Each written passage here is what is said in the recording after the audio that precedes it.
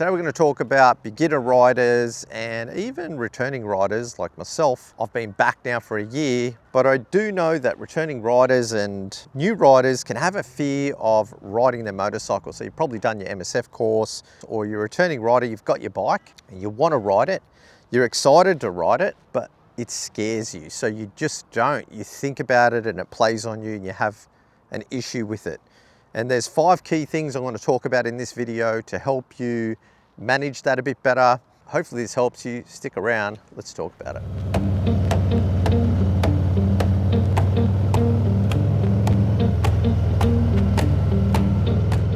Now, as someone who came back after 30 years away from motorcycles, I can tell you, getting a Harley-Davidson, not have ridden for 30 years, I was scared of my bike. I've done a video about that. I wanted to ride it. I was excited to ride it, but I was also scared to ride it. I'm going to link that video, I think it's here.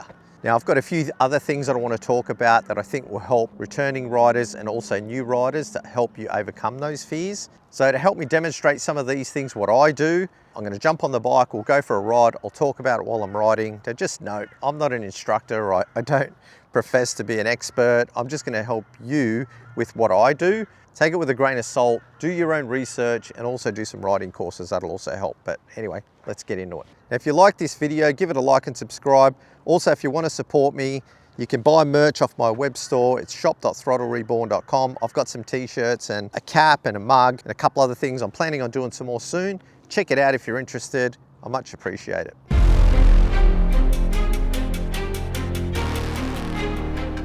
Now, the first one that really bothered me, which my video is about, is bike control. If you're scared to ride your bike because you don't feel you're confident on it, you're going to struggle. So it's going to be super important that you feel comfortable on your bike first. A few key things I like to be able to do is slow speed, start, stop, super important. You're going to have to stop your bike, so you're going to need to be comfortable stopping. U-turns, whatever U-turn you can do, obviously. The tighter the U-turn, the better control you're going to have of your bike, but you're going to have to do U-turns sometimes. At least 3 parking spots. Starts and stops, so you're going to be start and stop traffic. Make sure you're comfortable on your bike and make sure you have control of your bike when you come to a stop. But it is super important. If you don't have confidence riding your bike, you are going to struggle in traffic and situations where it's going to be important. So it's going to depend on your own bike. I can only talk for a Harley-Davidson, but you probably want to do some drills where you can do slow speed like this, take off, be comfortable starting and stopping like this, using your clutch and brake.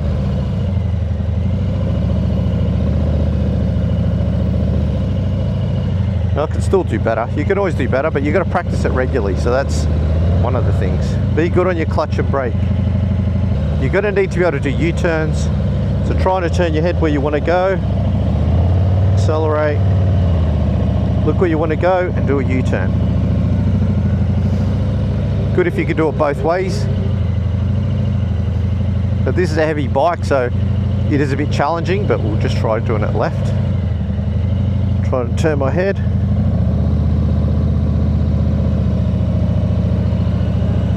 So you need to be able to do U-turns, figure eights, all those things. I'm not going to do all those because I've got a whole video on what I did to overcome that, but I would start with that. Make sure you're comfortable riding your bike at slow speeds. Now, if you've got a heavy bike, you're going to have to do more work in that space.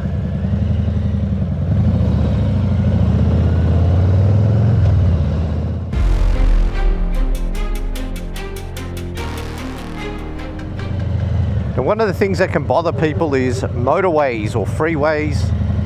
We're going to jump on one here just to give an example.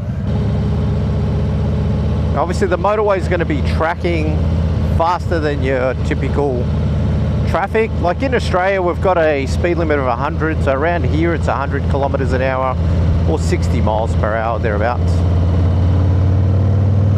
So what you want to do is get up to speed.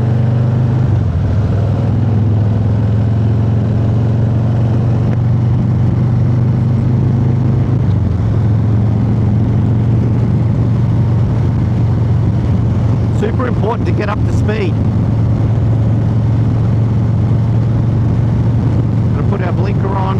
We're doing a head mirror, no one's coming up.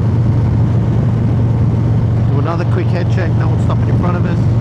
Looking in our mirror. We're also making sure this guy's not going to come across on us. So we're good. Now the most important thing on the motorway is that you have space. If you want to go a little bit faster, personally I like to go a bit faster than the traffic.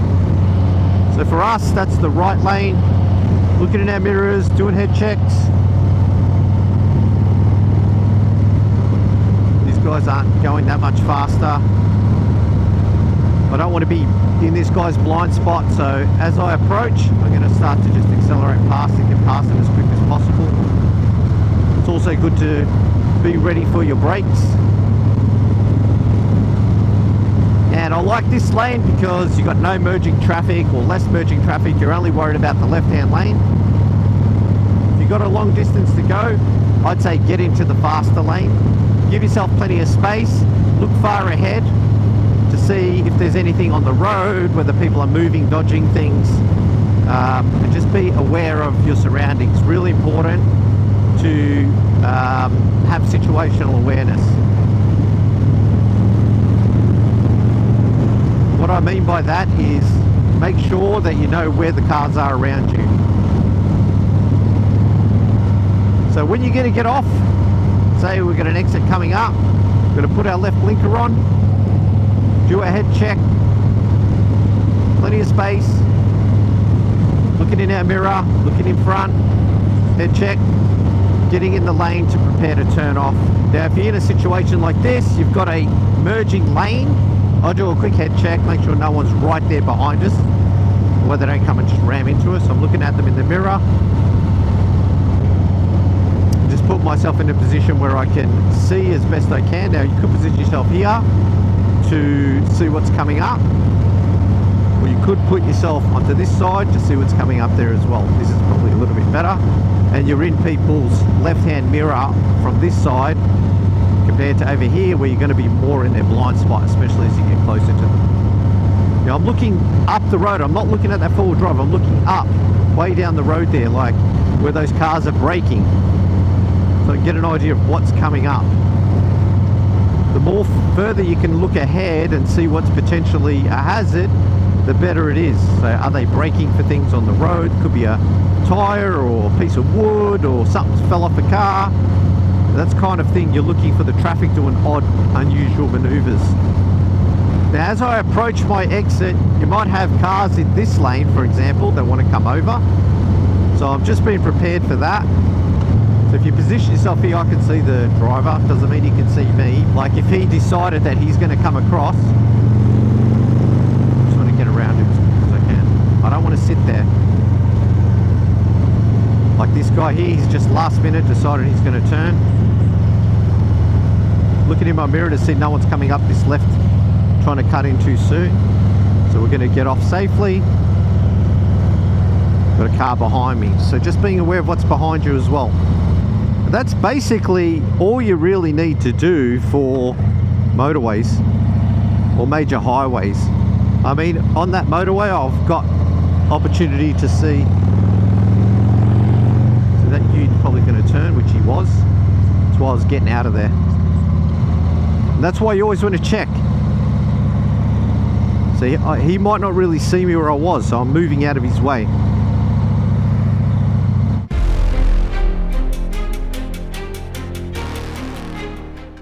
So what we're going to do here is start to think about urban. We're looking, make sure no one's there, make sure there's no rocks.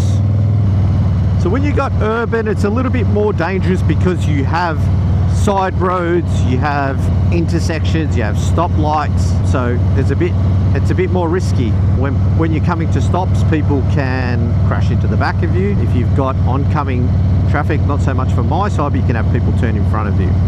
That's very common that they don't see you. So we're just looking at what's going on. You can see I've got plenty of space in front of me. The guy behind me, he's not really close, but I'm just cognizant of that can impact my braking. So if I had to slam my brakes on, his reaction time is going to be further delayed if he's not paying attention. and he could potentially smash me into the car in front. So this is where controlling your speed can help you by slowing down a little bit more, giving yourself more opportunity to stop and give him more opportunity to stop. I'm looking in my mirror to make sure they're stopping. I'm pushing myself over to the left here, because if this guy doesn't stop, I'm ducking up the left there. I'm looking at what's coming. There's no one in the roundabout. It looks like they're coming my way. Go this way. Looking at the traffic, turning left here. Now, like, I'm a bit blind behind these cars. Someone could come out. Looks like everyone's doing the right thing. I'm on my brakes with my fingers here. My throttle. This guy could come out. Is he seeing me? I don't have a lot of room here. Big hole there. If you went off there, that wouldn't be good. Now, I'm looking way up there at that intersection. We've got a truck. Cars could potentially turn in there. I know that is the local tip. So, you know, this, you could also do something like this to make sure that they do see you. It looks like you're stopping. I'm getting ready just in case. Coming to another roundabout here. Now, everyone's kind of in a hurry to get home. My blinker's still on. Sometimes people here can turn. People are rushing here. This van looks good. Got a car here as well. Everyone's waiting, which is good. Car up my ass, a bit impatient. Looking, no one's coming. Kind of on my brakes a little bit.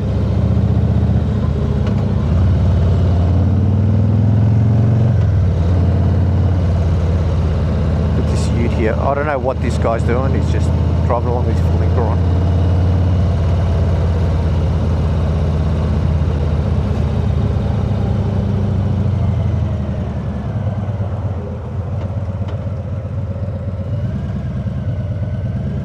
Here's what I'm going to do.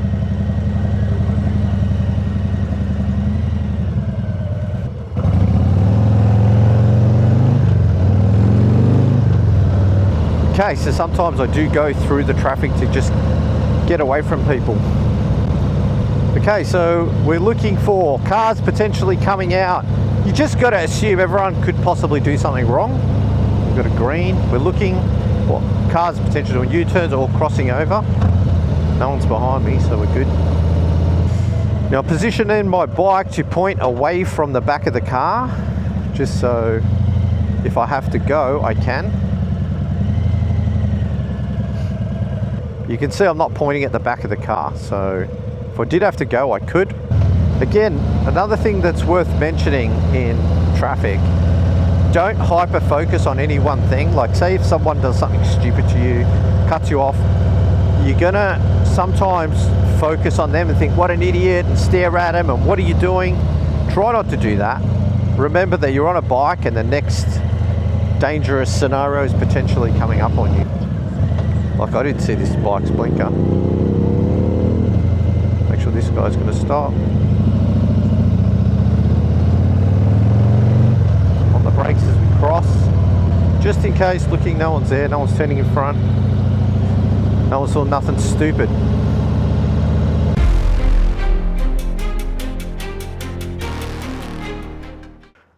A couple of things worth covering. Your own personal safety. So people have a fear of their own personal safety on a bike. Now, obviously on a bike, if we look, we're exposed. This is it. You're just on a metal frame. You're just sitting on it. You've got no seatbelt. There's no airbags here. And you know, you are at risk if you get hit of being hurt badly. Now, for me, if we look, I wear all the gear all the time. So I have my 4-star rated jacket, which has CE2 level armor in the shoulders, in the elbows. It'll handle a decent amount of abrasion onto the road, and it is pretty good when it comes to burst protection in terms of the seams. It's all double stitched. I also have CE level, I believe they're 2 jeans, which have pads in the hips and pads in my knees. It's also got some liner on the inside for abrasion protection as well, on top of the G material, which is made for motorcycling. So I believe these are a 4-star. Now, when I talk about stars, I'm talking about MotoCap. MotoCap is a rating system, or a company that rates motorcycle gear. Also, my helmet is a rated 4 helmet in terms of safety, which is good. I've also got some motorcycle boots on. Now, these aren't rated, so that's probably something I could do a little bit better, but they are above my ankles to help a little bit. But they're not a CE rated product, so that's something I would probably consider. And you can see I've got, I believe these are level 4 gloves as well from Dry Rider. So I like to wear all the gear all the time, and I am considering an airbag vest or jacket of some sort, mainly because I want chest protection. And then of course, your attitude while riding is super important. Don't speed, don't drink drunk, make sure you have a license, make sure you do your training, and make sure you're being safe and riding within your own personal limits. So that's how you kind of keep yourself safe. Now, if you do those, you're going to reduce your risk drastically. I've also done a video about that. I'll put the links there or in the description.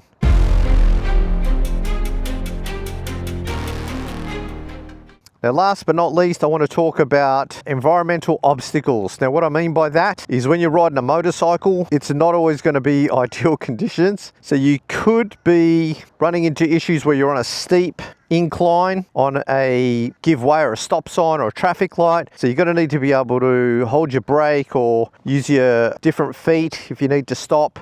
Primarily, I hold my right leg on the brake and I put my left foot down, but in other occasions, if the road's sloped, I might have to do different things. Then I'll have to use my right brake, my front brake. So there's also rocks on the road or loose surfaces, so you're going to have to adjust for those as well. So they can kind of intimidate you as well. What I'd say is if you've got any kind of trail riding experience, that is going to help, I think, with loose surfaces. I grew up riding trail bikes, so very familiar with that. Now, I would say if you get any kind of loose surfaces, that front brake is your worst enemy.